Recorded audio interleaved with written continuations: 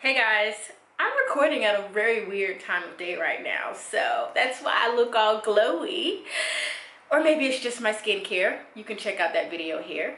But anyway, it doesn't matter, right? This is a talking video. I want to talk to you about some surprising things that I noticed when I moved to Kuwait, because I haven't done a ton of Kuwait vlogs. I feel like you can't just move to a place and live there 1 month and like be knowledgeable and talk about it. Like, it doesn't work like that. So I've been here in Kuwait now almost 2 years. Can you guys believe that? Can you believe I've lived abroad 2 years? I can't.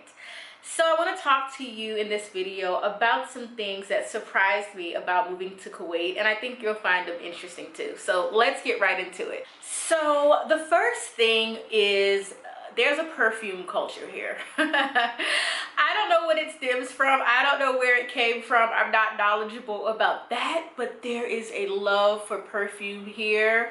I can tell, and I love it. Every time you go into the mall and the retail stores, there are associates out spraying you down, telling you the newest fragrance from the highest end to the lowest end. Doesn't matter price. There's always people out trying to sell you perfume, and obviously they wouldn't be doing that if people in Kuwait didn't love perfume. So it's just amazing. It's fun, but it can be annoying. Like, if you're in a rush, they're like, ma'am, you know, like, let me douse you with this perfume. And it's just really fun and it's interesting. And so there is a perfume culture out here in Kuwait that's like heavy and aggressive, and that was surprising moving to this country. Okay, the second thing that surprised me about moving to Kuwait as an expat, as an American expat, is how they call you madame. Okay, so anytime you go into any type of retail store, practically anywhere, they will refer to you as madame. And I was like, who's madame? It was me. I don't know, it just sounds so fancy. They were like, madame, and that's just how they address you out here a lot of times. And so you know, that's interesting. The next thing that surprised me about Kuwait was the customer service in retail stores and restaurants. Now, let me be clear that most likely you will be served by another expat. Most likely they're going to be Asian. When you're in your retail stores, when you're in your restaurants, this country has a high population of Asians and Indians. And so a lot of the cab drivers and the workers, they're from countries from all over the world: Pakistan, Egypt, all over, Sri Lanka. I mean, I'm not even going to try to list all the countries of domestic workers that are here. And not just domestic workers, like people, you know, that hold all types of jobs, you know, lots of expats in Kuwait. In particular, I would say people from the Philippines, my favorite people, and I definitely do want to travel to the Philippines, because I think Filipino people are they're just everything. I just really love, and I never really had, even though, you know, my parents are from the north, so I think my parents really got because they, you know, they're from New York and Baltimore, they really had that northern experience and were exposed to a lot of different cultures, but they moved us to the south. And so, you know, I've had lots of cultural experiences growing up through travel and, you know, my parents teaching me things, but I never really have been exposed to certain groups of people. And that's why I say everybody needs a passport. Everybody. I mean, it's going to be hard to open up your mind and your eyes to certain things and certain concepts when you're unwilling to travel anywhere. You know, not just to Miami and all these places that we love so much, but like some place that's kind of like, I never thought I would go there. And it's just, being here, I had no idea that I would be exposed to certain groups of people so much. And so I just really love the customer service here. It's A1, it's first class. I think I've mentioned this in my videos before. I wouldn't expect this kind of customer service any place in the world except like Beverly Hills and, you know, your fine dining and your 5-star hotels and your 5-star restaurants. You know, I expect that kind of treatment there when I'm in the States, but everywhere else I expect kind of mediocre service unless you meet a really nice person. the customer service here in restaurants and retail stores is just amazing. Let me tell y'all, the driving here is insane. Okay, if you take cabs like me and my husband, we have not gotten a car yet. We just really haven't. The driving is really reckless. I'm not even gonna lie to you. The cab drivers, they're blowing their horns. It's aggressive, it's angry sometimes.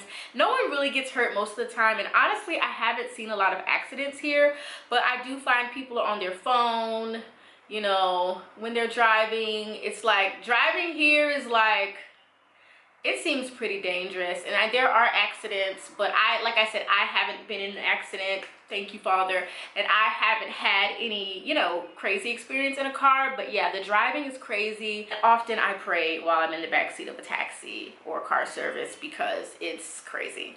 The next thing that surprised me about Kuwait, and I think this really only affects expats, because there are so many expats in this country. But my area is nice, you know, it's not the prettiest area, but it's a nice area.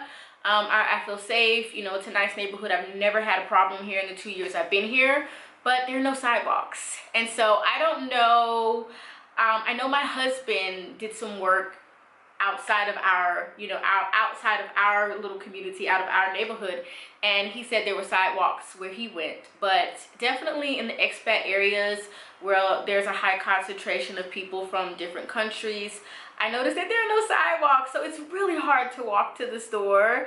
And I do struggle with that. I'm like, oh my gosh, it's so hard to walk to the store. So I don't do a lot of walking in my neighborhood. Mall walking, yes.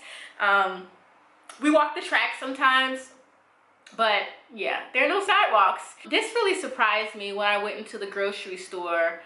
I noticed that in America, you know, you just grab your apples, and I'm sure in different places maybe this is not the same. I'm sure there might be some places in America that does this, but when I was in America, you know, you just grab your apples, your oranges, your grapes, you throw them in a bag, and they weigh them for you at the register.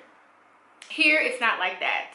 You have to get them weighed in the station that's there. So you take them to a station in the produce section, they weigh them, put the tag on, and then you go to the register. So imagine me being in the grocery store in the Middle East for the first time. I'm already like, oh my gosh, I lived in the Middle East. I moved here without even visiting here. I moved to the Middle East without even visiting the Middle East. Another thing that really surprised me about Kuwait is that it's truly a nocturnal society.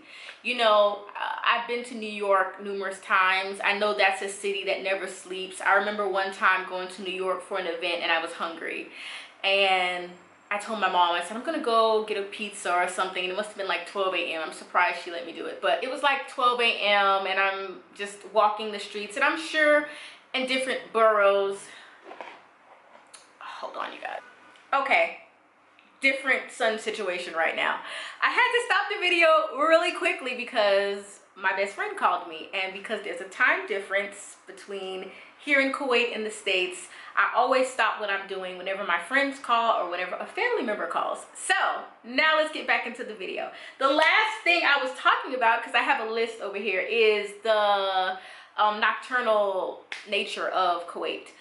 Kuwait is a very nocturnal society. It truly is. It's wide open at night. So, you know, right now Ramadan is going on. So the stores are open from about, I don't know, anywhere from 10 to 4, and then they close down.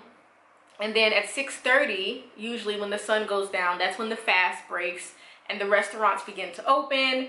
And as the night continues, it just gets more crowded and more crowded. The retail stores open again around 8 p.m.